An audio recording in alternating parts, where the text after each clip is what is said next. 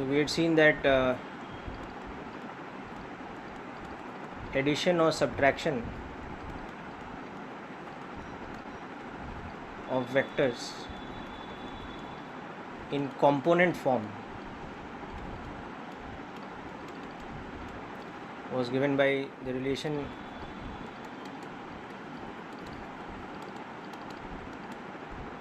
the addition becomes like this. It is the sum of the x components into I cap plus the sum of the y components into j cap.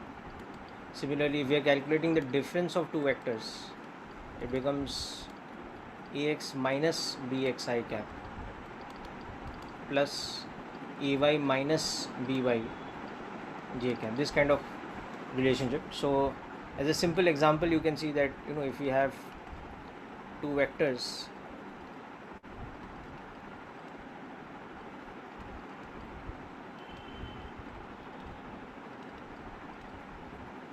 let's say b as one of the components as negative, okay, and we want to find a plus b and its magnitude, and we want to find a minus b and its magnitude.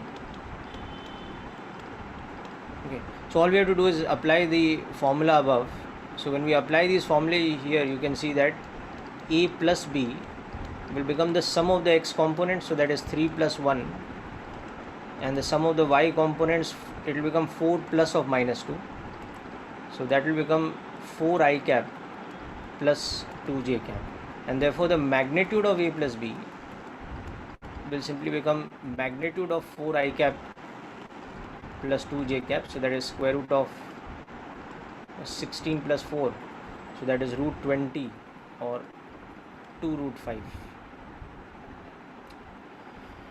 Okay, so that is as far as a plus b is concerned, and similarly as far as a minus b is concerned, it would be the difference of the x component, so that is 3 minus 1 plus the difference of the y component, so 4 minus of minus 2, so this would become 2 I cap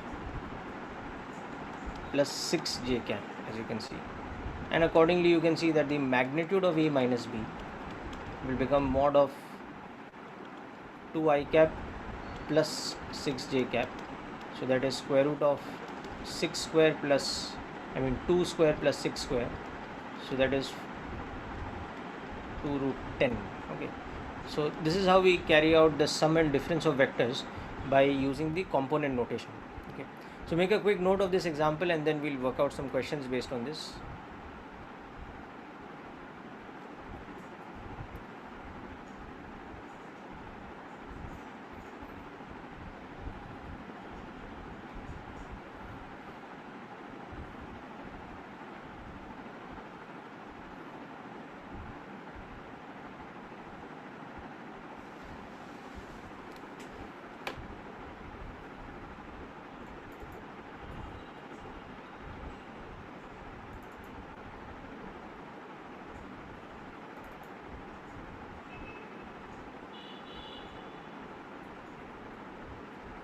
So please let me know if there is any doubt with any part of this.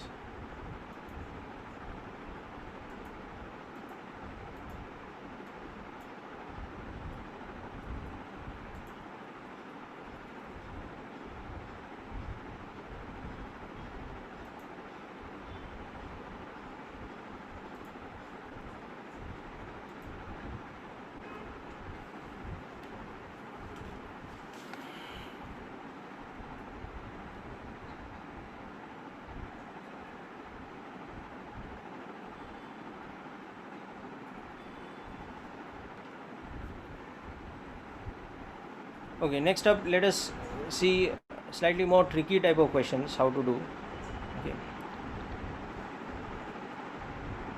so next example, suppose vectors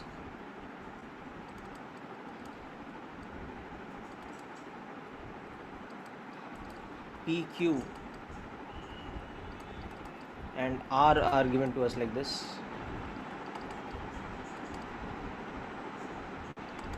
Okay, so we have to first find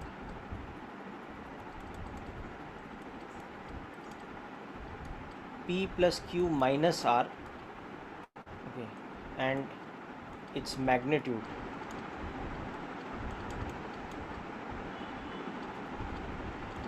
And we have to also find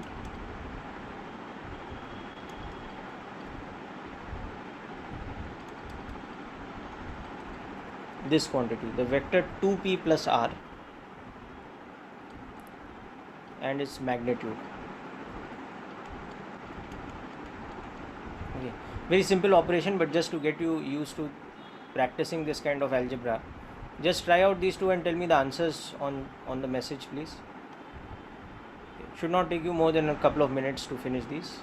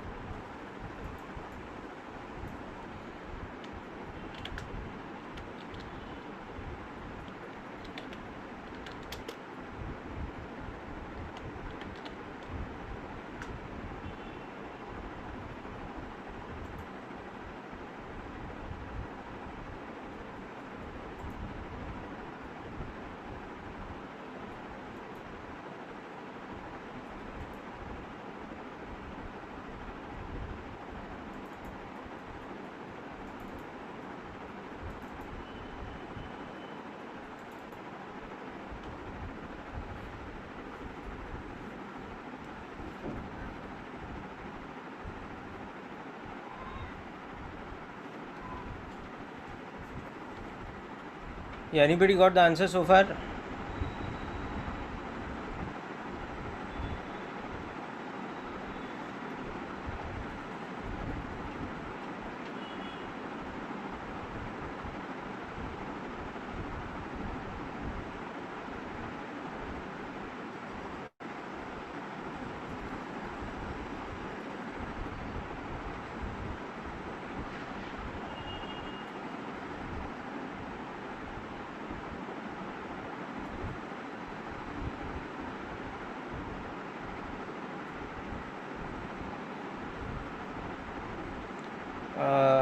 Unfortunately, that's not correct, Priya.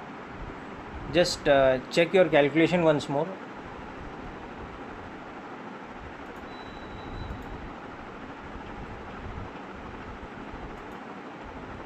What about the first part?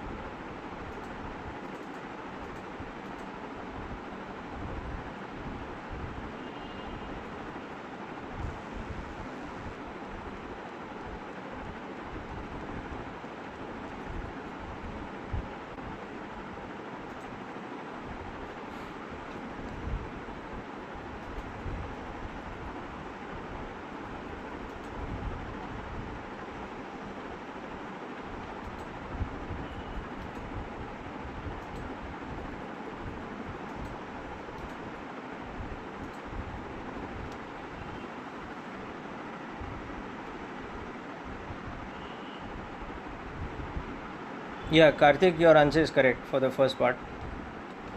Okay. So let's work out this first part. So P plus Q plus R, sorry, P plus Q minus R, when we do this operation, okay, you can just think of it like this, that it is I cap plus 2j cap, which is the vector P, plus 3I cap minus 2j cap, which is the vector Q, minus of minus I cap plus j cap, which is the vector R. Okay, so now just open these brackets, so it becomes 1 plus 3 plus 1 common with I cap, and similarly take j cap common, so you have 2 minus 2 minus 1, so what you get is 5 I cap minus j cap.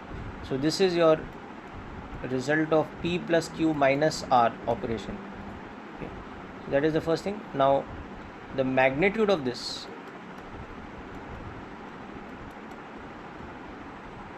okay, just becomes the magnitude of 5 I cap minus j cap, which is square root of 5 square plus 1 square, so that is square root of 26.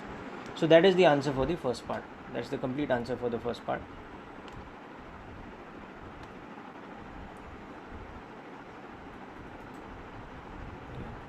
Just a minute, I'll share the screen again, but this is the method of solving it, and now just use this method to do the second part also.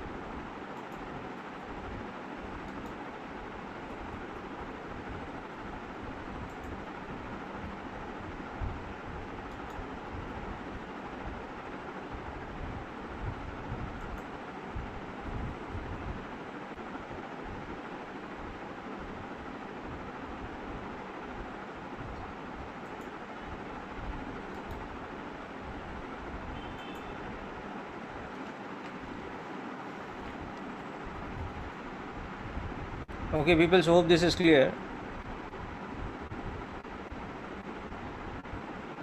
So now let us work out the second part.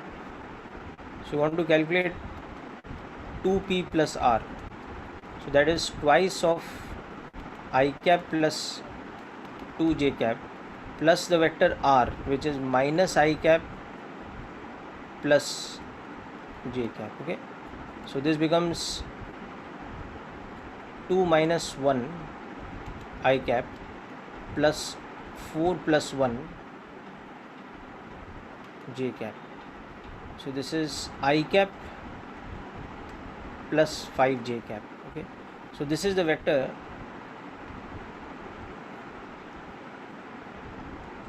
two p plus r.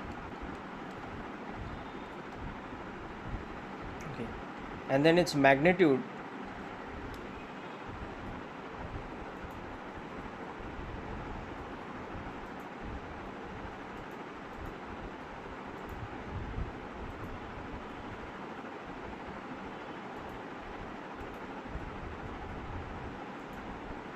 yeah, so then next thing is magnitude will become how much?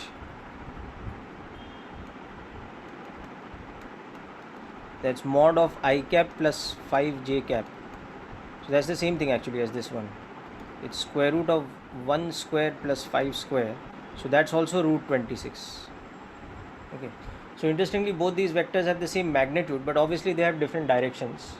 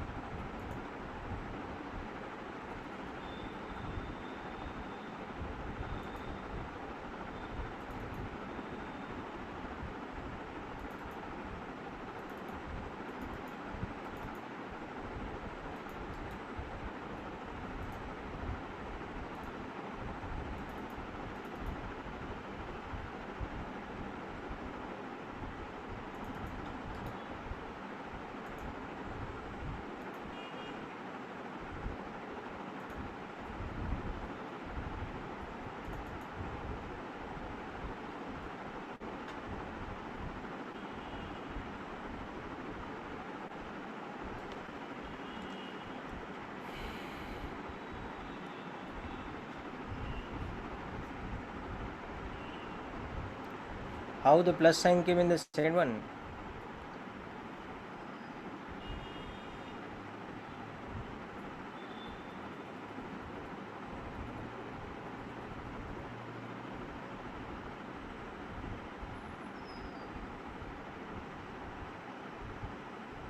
See, it's 2 times p, na? So p is this vector. You just place the vector p here and plus of r, na? So r is this vector minus I cap plus j cap. So when you open this bracket, what is I cap? It is 2 I cap minus I cap. So 2 minus 1 I cap. And the terms of j cap are what? 2 2s are 4. Okay. Plus 1, no? So it's 4 plus 1, 5.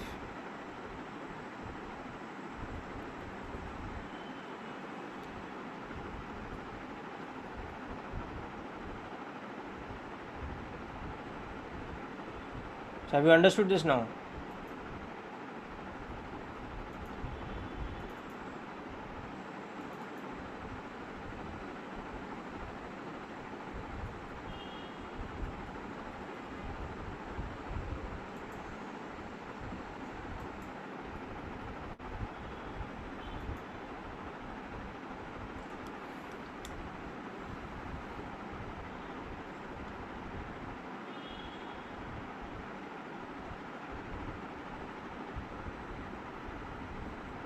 Between what, beta, plus sign came? Between both the equations. Because this is what the question has asked, na beta. 2p plus r निकालना है ना. So 2p plus r ही तो किया है. 2 times p plus r.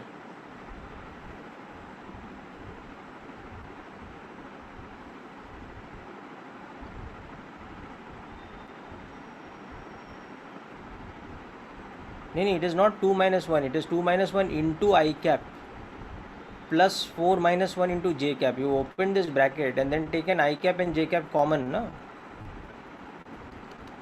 2 I cap plus 4 j cap minus I cap plus j cap. Now you taken I cap terms common, so you have 2 minus 1. You have taken j cap terms common, so you have 4 plus 1.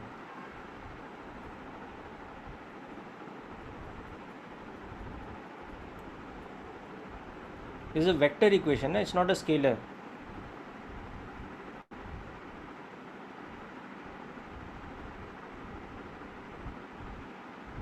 Okay, so Kirtan, I think you need to revise a bit from last lecture also. Okay.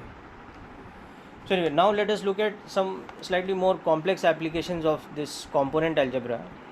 Complex in the sense that we will first look at resolving the vector into components or writing the vectors in component form and then doing the algebra on it. Okay, so next set of questions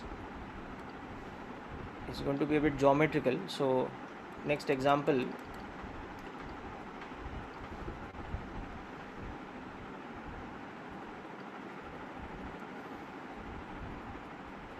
So suppose in the xy plane, some vectors are given to us geometrically. Okay, so let's take an example where we have something like this.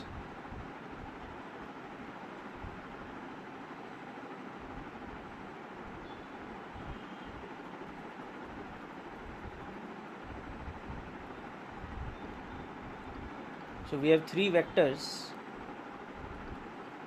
A, B and C given such that this angle is 60 degrees and again this angle is 60 degrees, and given that magnitude of A is equal to magnitude of B is equal to magnitude of C, which is, let's say, 10 units.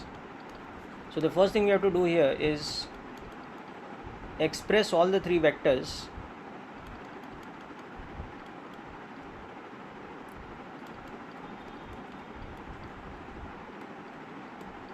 in component form. Okay, this thing. Then second, find A plus B plus C, okay, and its magnitude.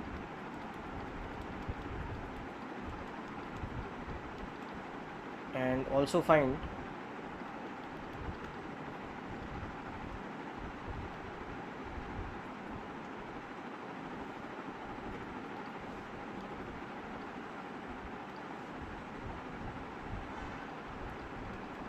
E plus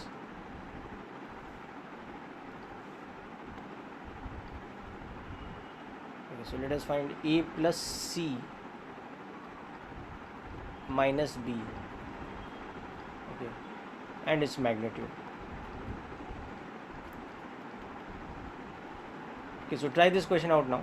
This is a good question to do a revision of the concept of component algebra itself, because first you have to write the vectors A, B and C in component form. So you have to understand, how we used to resolve a vector into components, how we got the x component and y component and those kind of things.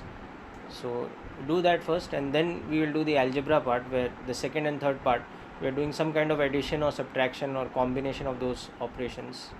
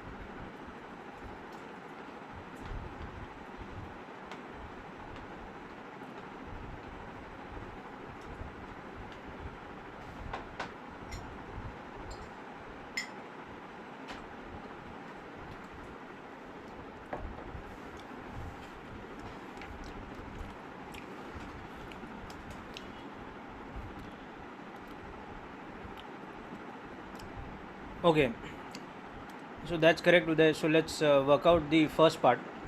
So hope all of you got this by now, that the vector A is just 10 I cap, because it's making an angle of magnitude of A was given to us as 10, and theta is equal to 0 with respect to x axis. So you can see that the x component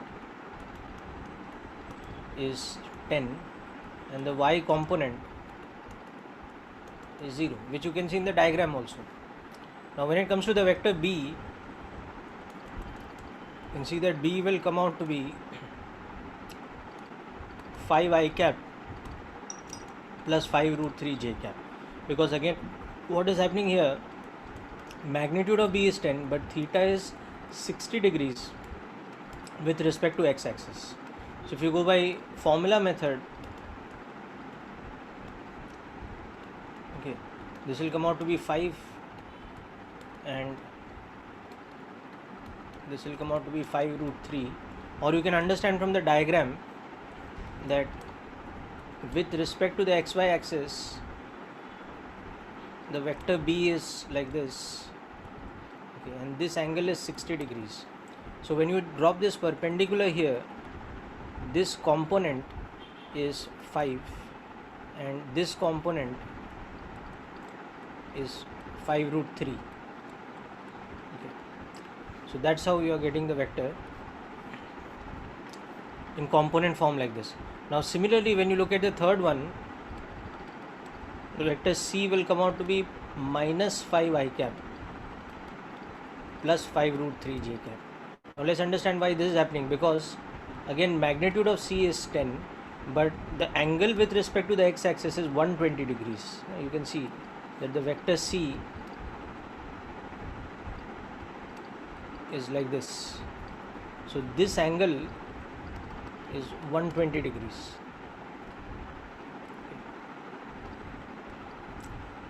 So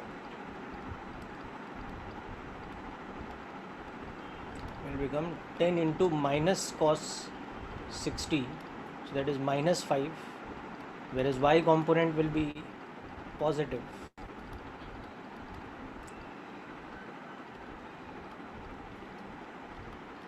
Okay, so that's how you're getting this. Or you can drop the perpendiculars here and understand why this component is becoming minus 5 whereas this component is positive of 5 root 3. So hope this first thing is clear to all of you. Now once you have got the vectors in component form, doing the second and third part is very easy. You have to just substitute the values. So just try it out.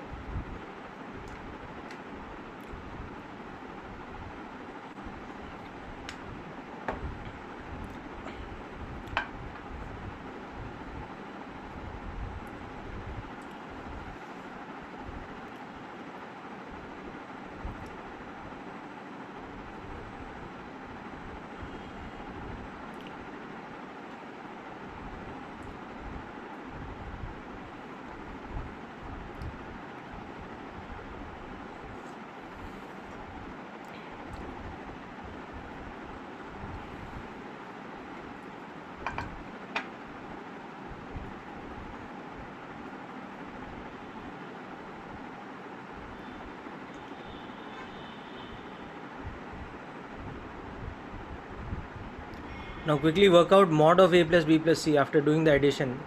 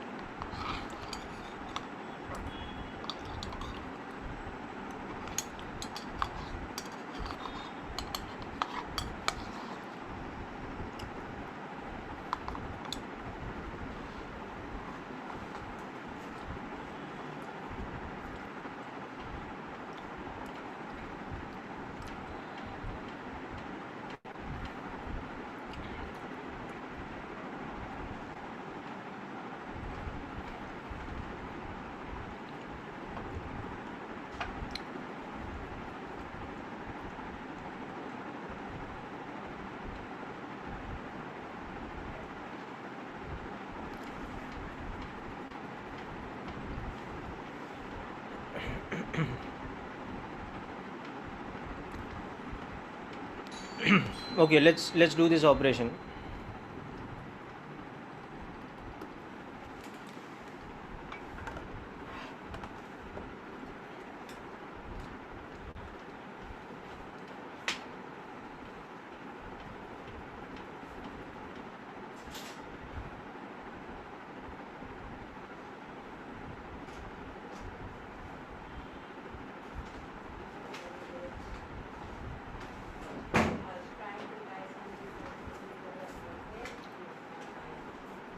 I'm in session.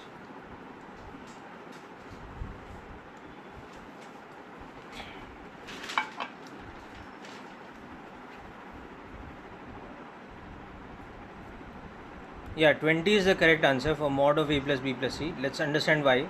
So now see, a is 10 I cap, b is 5 I cap plus 5 root 3 j cap, and c is minus 5 I cap plus 5 root 3 j cap. So when you sum these,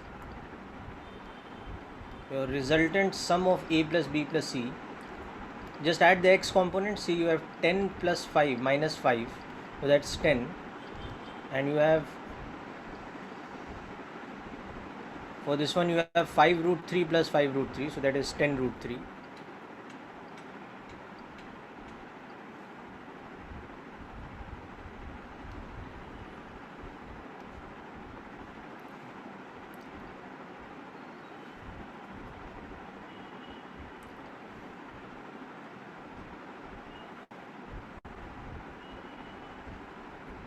Yeah, so you have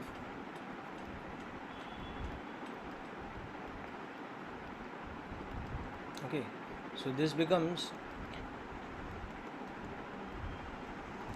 it's very simple actually, but you have to just do the steps carefully so that you don't make a mistake. There's nothing to it, it's just simple algebra, but make sure you, okay, so this is this vector. Now its magnitude of any vector is square root of the x component square plus the y component square.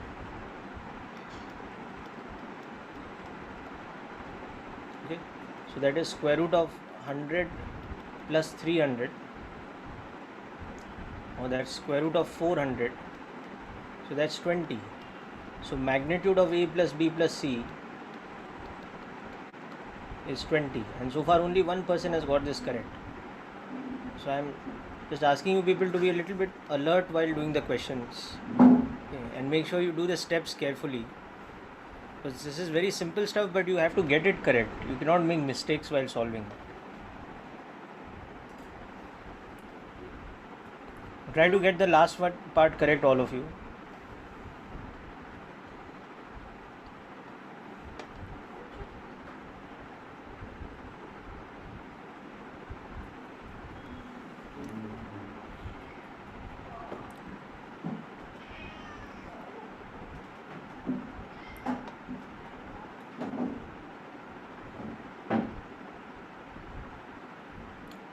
No, Vivek, check again.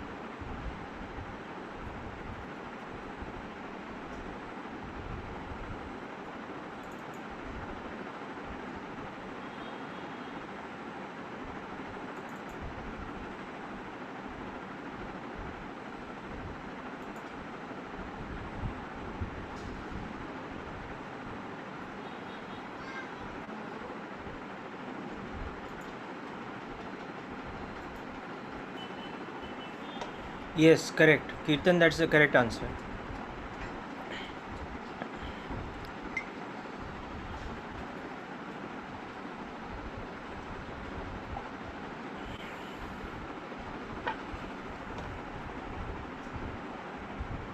Yes, Priya, that's correct. So all you have to do is substitute this correctly in the operation that we're doing. We want to find out A plus C minus B, na? So A is 10 I cap plus C, which is minus 5I plus 5 root 3 J, and minus B. So minus of 5I cap plus 5 root 3 J cap. So you can see you have 10 minus 5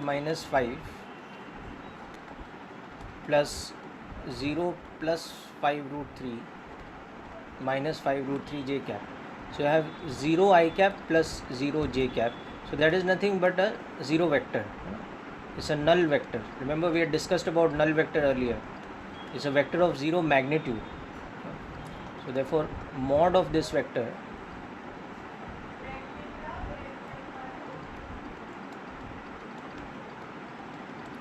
will be 0.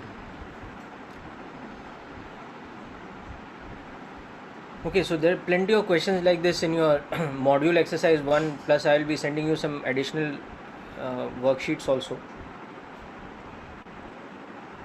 So please practice them out and make sure that you learn to get these steps correctly.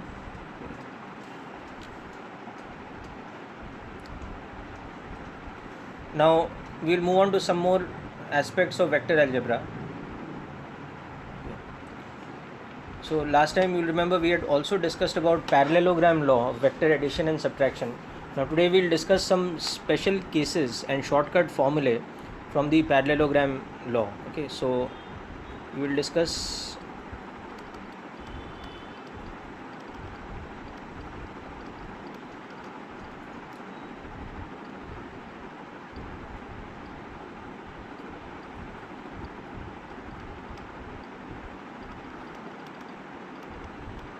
special cases.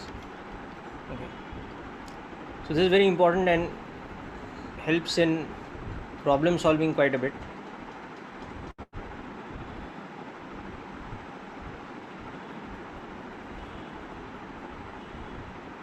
Okay, I will scroll up just a minute.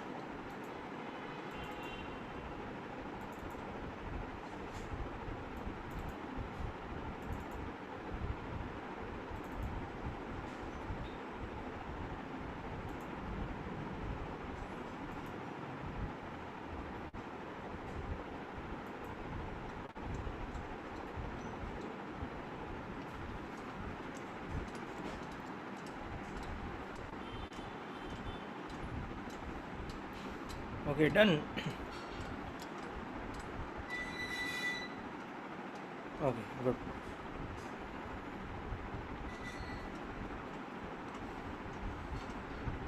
So let's come back to this next thing, special cases of parallelogram law. Okay. So in general we had seen that given two vectors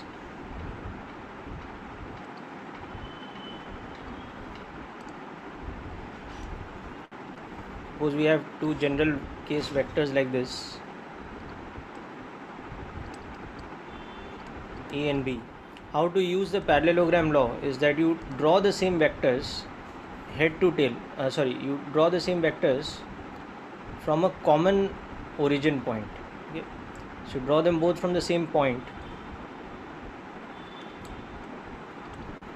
and then draw two other lines which are parallel to each of them in order to construct the parallelogram. So a parallelogram is such that the two vectors A and B are adjacent sides of it.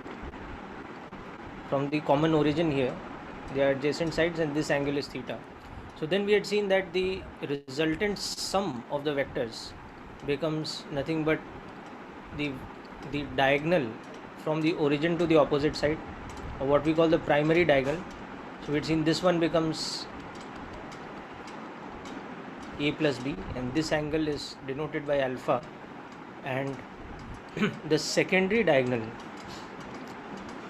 that is the diagonal pointing from the head of one of the vectors to the head of the other vector, that becomes the difference of the vectors. It becomes A minus B, and this angle becomes beta. Okay. Now today we will learn some special cases of this parallelogram law. So the first special case of this we'll see is if A is perpendicular to B.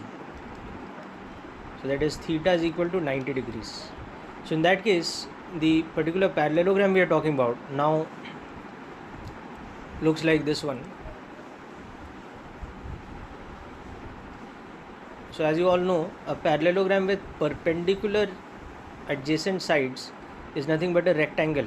This is your theta equal to 90 degree case. So now the rectangle has some important properties, and those properties now apply to the vector algebra also. So one of the important properties of a rectangle is that both the diagonals are equal in length. Okay. And that means that the sum of the vectors is equal in magnitude to the difference of the vectors. So because the diagonals are equal in length for a rectangle, we have the important property that for perpendicular vectors, magnitude of A plus B becomes equal to magnitude of A minus B, and that too it becomes equal to how much? It becomes square root of A square plus B square, because the rectangle has a diagonal whose length is given by that relationship. It's like the hypotenuse of a right angle triangle. So in other words, what happens when theta is equal to 90 degrees is our parallelogram is a rectangle. So now the rectangle has this important property that diagonals are equal in length, first of all. Okay. Then it has this thing that the length of the diagonal in a rectangle is square root of A square plus B square. If you draw a rectangle like this of side A and B, and this diagonal is of length L, okay, so it has this, and then this angle, if this is alpha, it is such that tan alpha is B by A. So these properties now correspond to vector properties. So we have got vector A is perpendicular to vector B, it means that they will form a rectangle. So what that means is that magnitude of A plus B is equal to magnitude of A minus B, which is equal to square root of A square plus B square.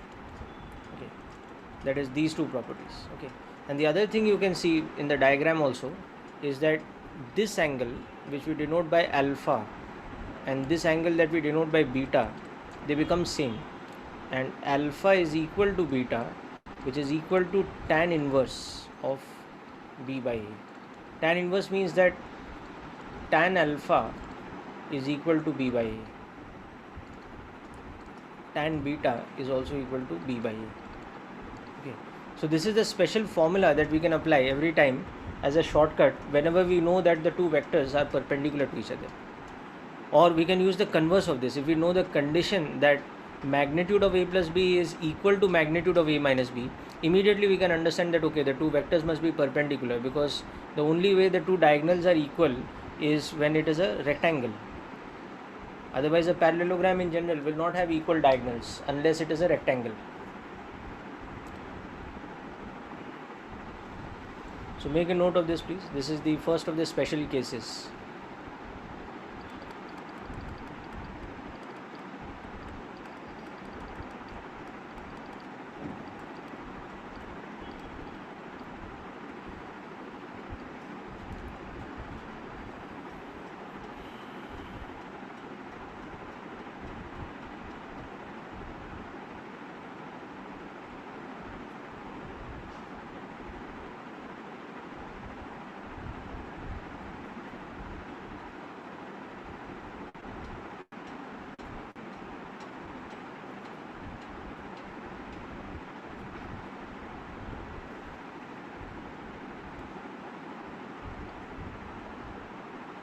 Yeah, square is also a special case of rectangle, and in the case of square, the diagonal's length becomes square root of 2a, and the angle alpha and beta become 45 degrees.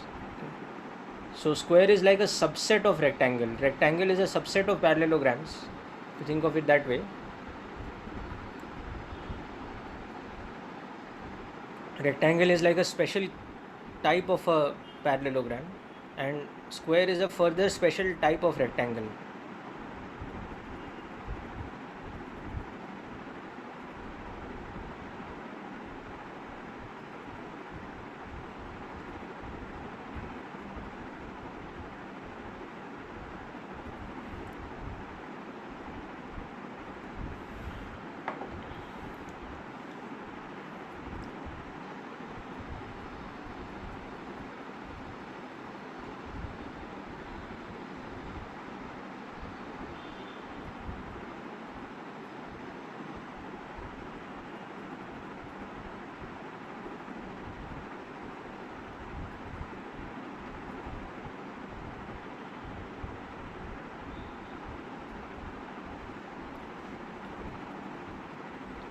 Okay, so this is the first of the special cases. Now, the next one, very important, in fact, more useful than this one, because this is a very obvious one. Okay. Next one is the special case where if magnitude of vector A is equal to magnitude of vector B, okay, then in such a case, our parallelogram is a rhombus. A four-sided figure or a quadrilateral with four equal sides is nothing but a rhombus, or a parallelogram with four equal sides is nothing but a rhombus. So this time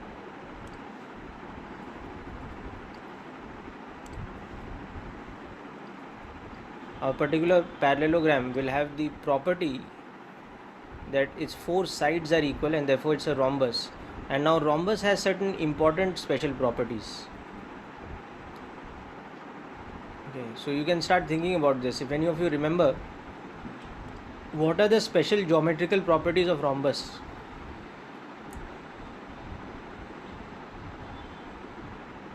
Is there anything particular about the diagonals of the rhombus or the angles, etc.? Try to recall. You will know this from your plane geometry knowledge. So this side is equal to this side. Okay, so all four sides are equal. So let us say magnitude of A is equal to magnitude of B equal to capital A, suppose. Okay, so all four sides are capital A. Yeah, so what is special about the diagonals? No, they are not equal. Diagonals are not equal, beta, but equal to rectangle के case में होता है ना. But they have the other property that they bisect each other perpendicularly. So one diagonal is always perpendicular to the other diagonal. They cut each other perpendicularly and such that they bisect each other. And we will make use of that special property to understand the vector properties also. Okay.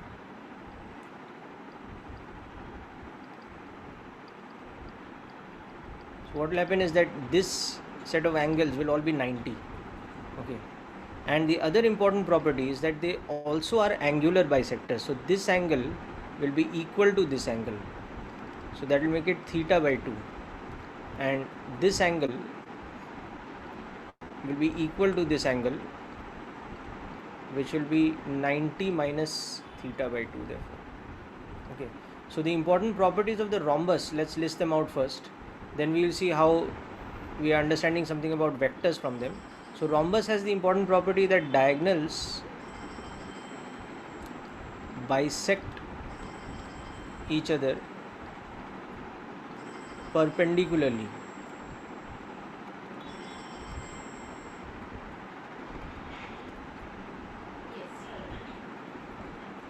Okay.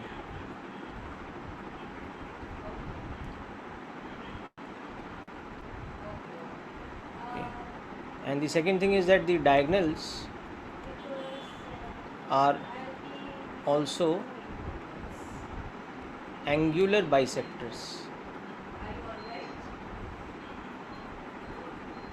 Okay, so what that means in terms of vectors, that therefore if magnitude of vector A is equal to magnitude of B, it means that A plus B, this vector, is perpendicular to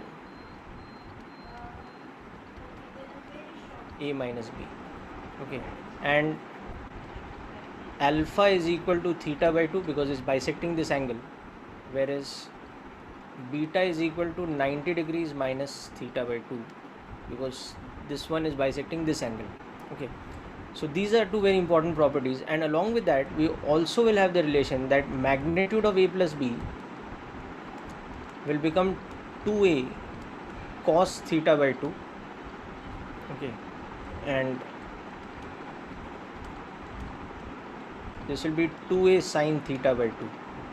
So these are two shortcut formulae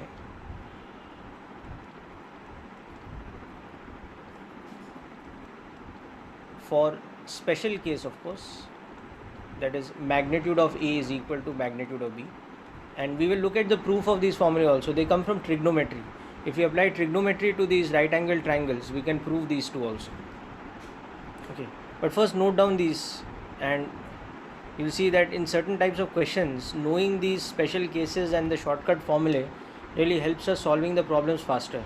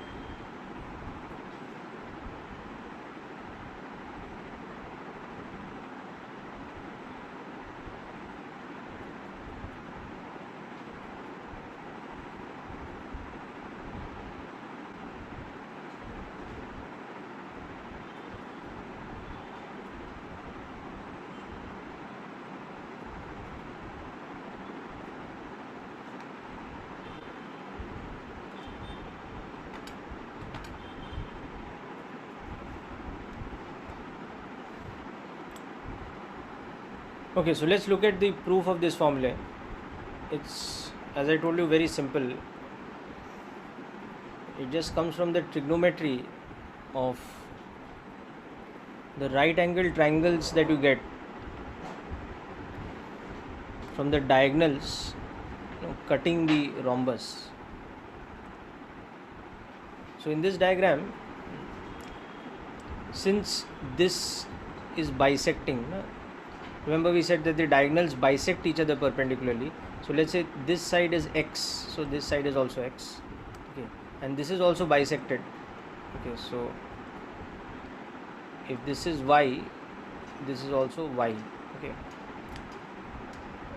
so now, and of course the magnitude of the two vectors is the same, so this is a. So now just concentrate on this right angle triangle here, this one. So in this right angle triangle you can see that the hypotenuse is a, this angle is alpha, the base is x, the perpendicular is y. So you have y upon a perpendicular upon hypotenuse is sine alpha, and alpha, remember, is theta by 2, and you have x upon a is cos alpha. Okay, and so therefore y is equal to a sine theta by 2 and x is equal to a cos theta by 2. Now you can see that the magnitude of a plus b is nothing but this. It is x plus x or 2x, because this diagonal is nothing but a plus b. So that diagonal is getting bisected, no? So it's x is half of that diagonal. So therefore you have the proof that what is the magnitude of a plus b? It is nothing but 2a cos theta by 2. Similarly, magnitude of a minus b. So the secondary diagonal is bisected by the first one, so its total length is 2y, and that is nothing but the magnitude of a minus b. So that is 2a sine theta by 2. Okay. So this is the proof of these formulae. You don't really need the proof. You need to know how to apply these formulae in certain types of questions, which we will concentrate on next.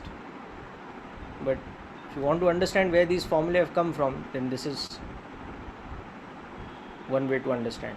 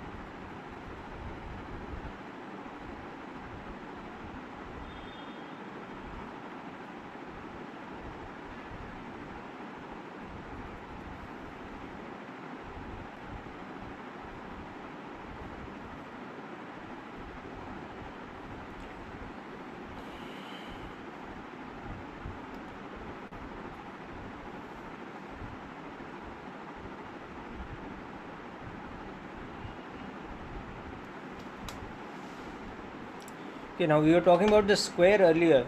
Now the square is an interesting thing in the sense that a square is a rectangle as well as a rhombus. So it is like, it is the intersection of these two types of subsets of parallelogram. That is, it's a type of parallelogram which is a rectangle at the same time also a rhombus. Equal sides, but at the same time they are perpendicular to each other.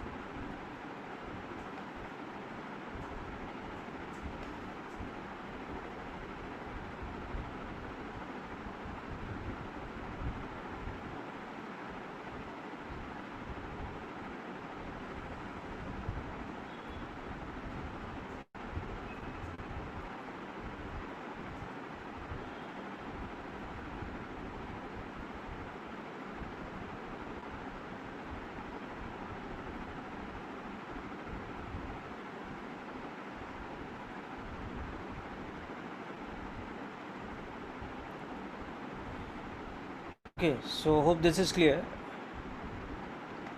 Now you can just note down the point about the square, but that one is pretty obvious actually. So if mod A is equal to mod B and theta is equal to 90 degrees, okay, so that means the parallelogram is a square. So it has the properties of rhombus plus rectangle. Okay, so it has the properties that A plus B has the same magnitude as A minus B, which is A root 2. Okay, then it has the property that A plus B is perpendicular to A minus B. Okay, and that alpha is equal to beta equal to, in this case, 45 degrees. Okay.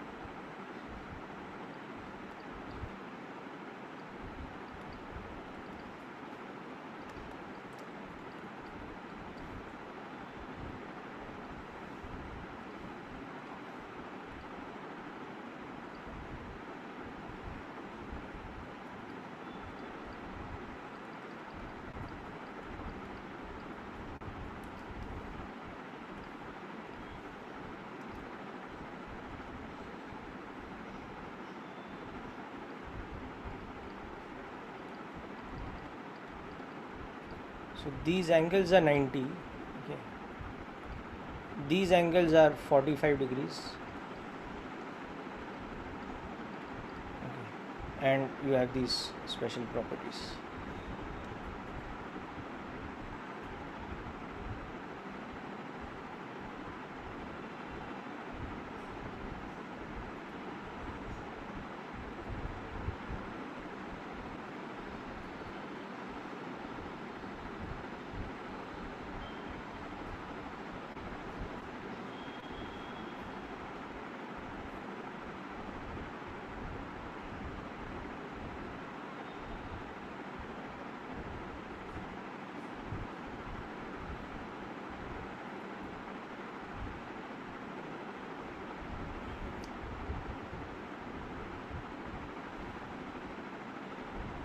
Right, so once we've understood these, let us look at how we can solve certain types of questions by targeting these special cases.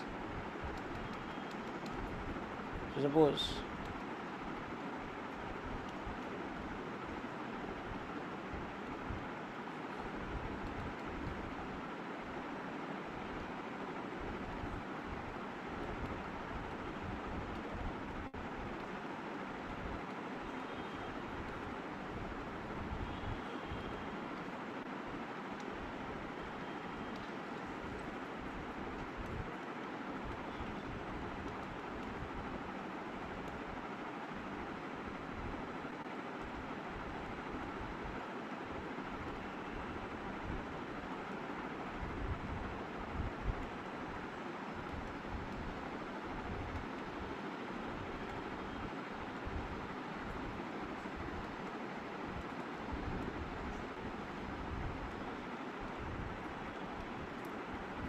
okay, just try out this question.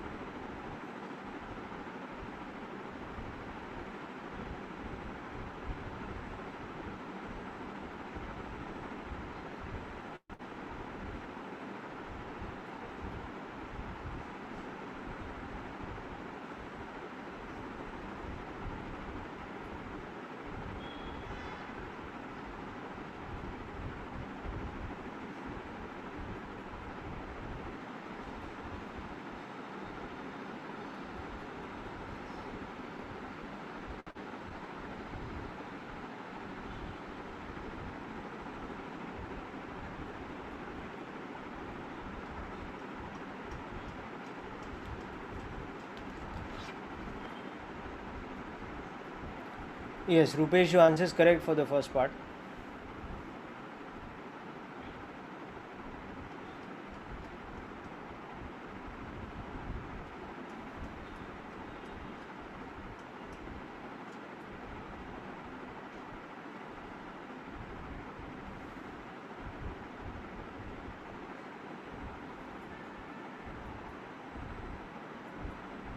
Yes, Karthik correct, Uday correct.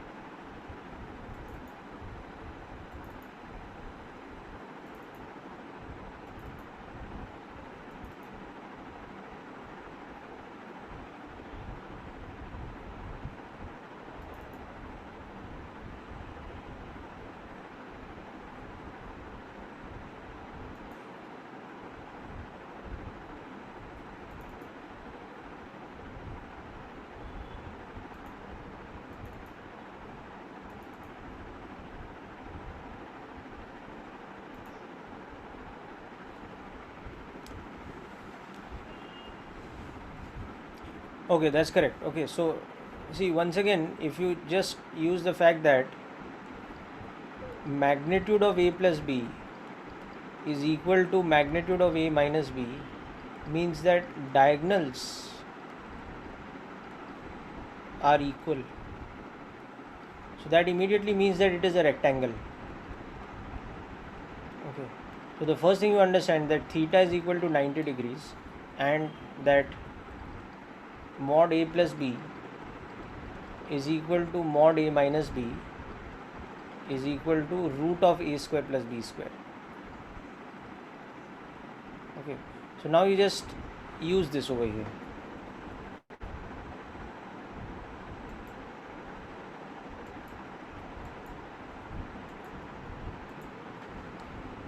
So as you use it, you can see that root of 8 square plus b square is equal to 10. So from this you will get b as 6. B should not be minus 6 because it's a magnitude of a vector. So even though mathematically the roots of that equation are plus minus 6, but you will take only 6. Okay. And now you can see that alpha will be equal to beta, which will be tan inverse of b by a, or in other words tan alpha will be equal to tan beta will be equal to 3 by 4.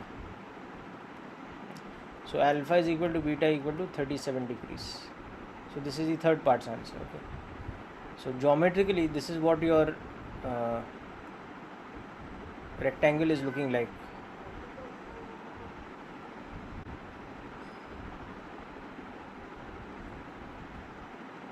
B is of magnitude 6, A is of magnitude 8, and the angle is 90.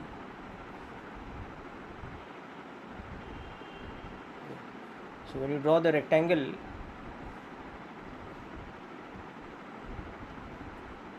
A plus B has the same magnitude as A minus B, and this angle is the same as this angle.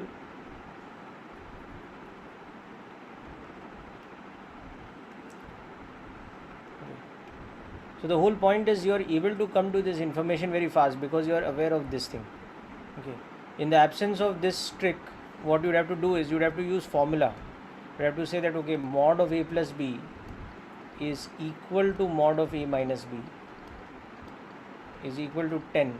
This here would mean that root of a square plus b square plus 2ab cos theta is equal to root of a square plus b square minus 2ab cos theta. So from this you would solve further and you would come to the conclusion that cos theta is 0, which means that theta is 90 degrees, which means that this is root of a square plus b square. So these steps are completely avoided here because you are understanding in geometrically that this is becoming the case. Okay, so that is the advantage of knowing this. Okay.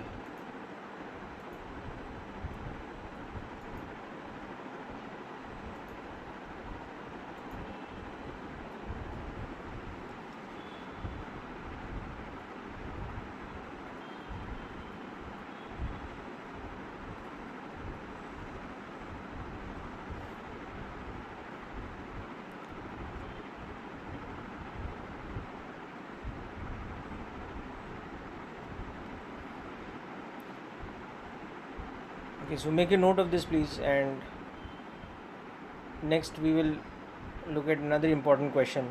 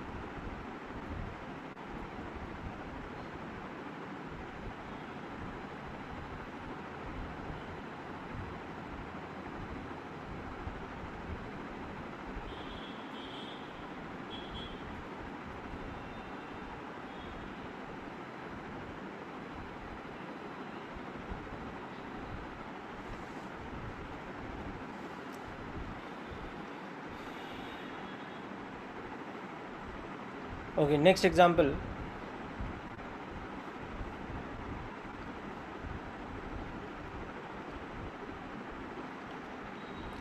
Given that a plus b is perpendicular to a minus b and magnitude of a plus b is 20, magnitude of a minus b is 20 root 3. So from this find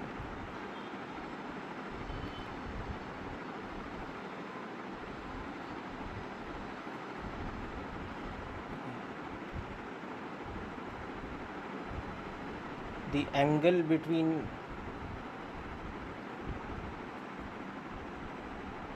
A and B, that is theta, and C alpha, the angle of A plus B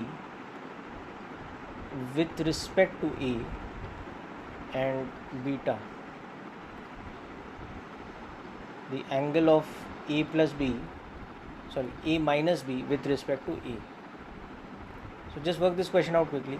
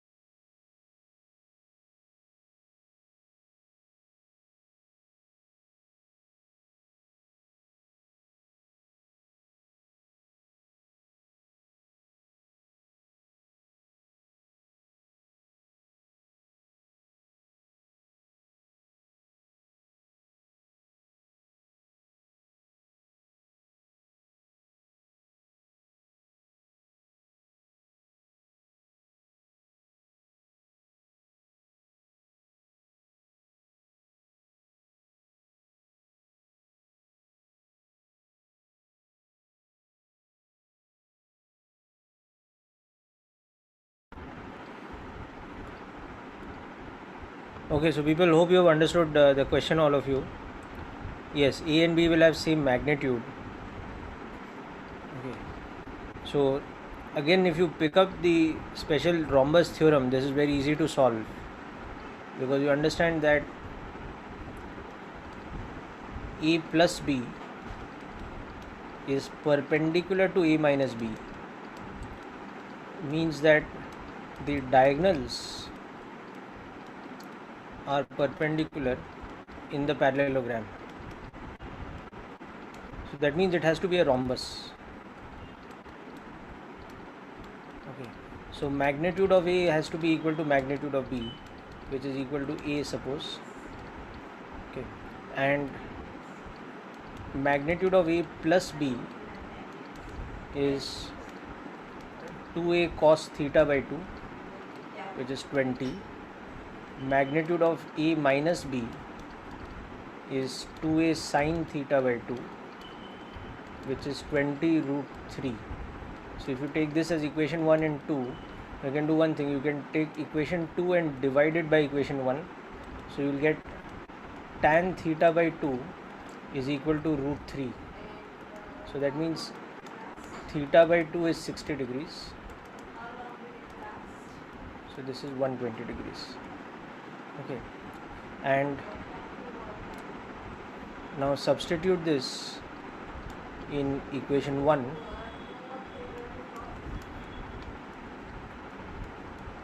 Is equal to 20. So A is equal to 20. Okay. So magnitude of A is equal to magnitude of B is equal to 20. Theta is equal to 120 degrees. Okay, so alpha will become 60 degrees and beta will become 30 degrees. So these should be your final answers. So this becomes the solution of the problem. Okay. So for the rhombus, you remember all these special things. For the rhombus, you have these formulae.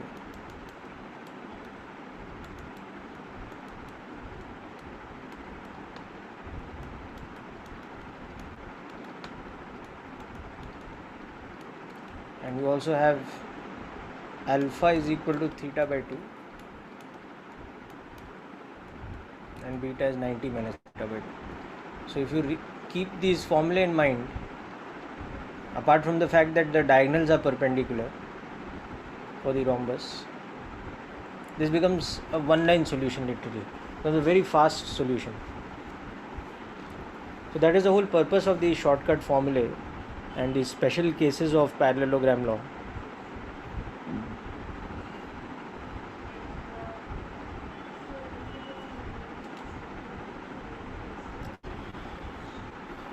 Okay, now just as a demonstration, I'll also show you that this question can be done without using parallelogram law. I mean, without using the rhombus theorem, but it will just become very lengthy. So, for example, we can use this. We can use component algebra. Okay, alternate solution.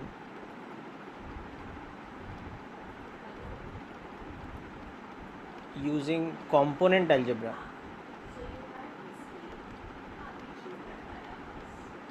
Let's see how that would work out. So A plus B is perpendicular to A minus B. Okay, and this is 20 and A minus B is 20 root 3. So let us assume that let A plus B be along x-axis. So A plus B is 10 I cap. So therefore A minus B is along the y-axis. Why? Because they are perpendicular to each other.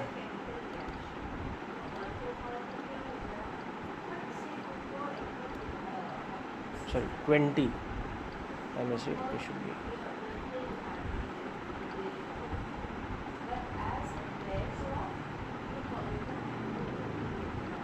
this. Okay, so this is equation 1 and this is equation 2. Now what you can do is you can add the two equations. So that will tell you that 2a is 20 I cap plus 20 root 3 j cap. So a is equal to 10 I cap plus 10 root 3 j cap. Okay, and simultaneously you can subtract the two equations. If you do equation 1 minus equation 2, you will get 2b is equal to 20 I cap minus 20 root 3 j cap. So this will tell you that b is equal to 10 I cap minus 10 root 3 j cap. So first of all, this will show you that magnitude of A is 20, magnitude of B is also the same. So it confirms what we discussed earlier, that magnitude of A is equal to magnitude of B is equal to 20. Okay, and it also shows you that if you draw these vectors in the xy coordinate system, you will now understand that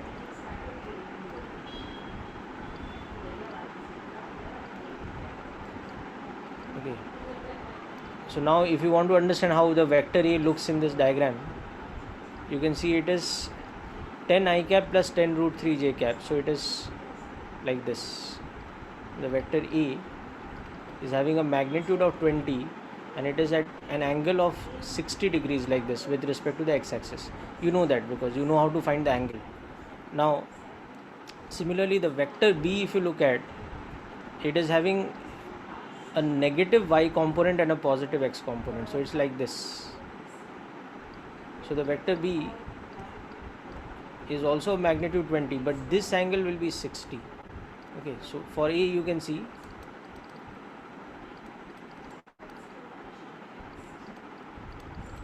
that theta is equal to tan inverse of root 3 equal to 60 degrees with respect to x-axis. But for B, it is 10 I cap minus 10 root 3 j cap.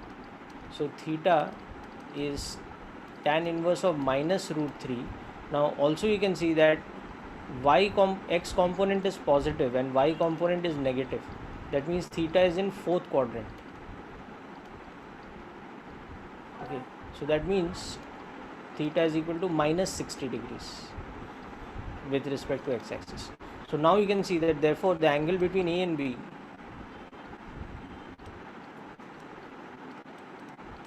that is how much? That is 120 degrees. So you can see this whole angle between A and B, that one is 120 degrees.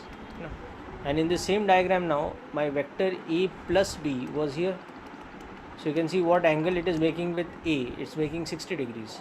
And my A minus B was along the y-axis. So that was here.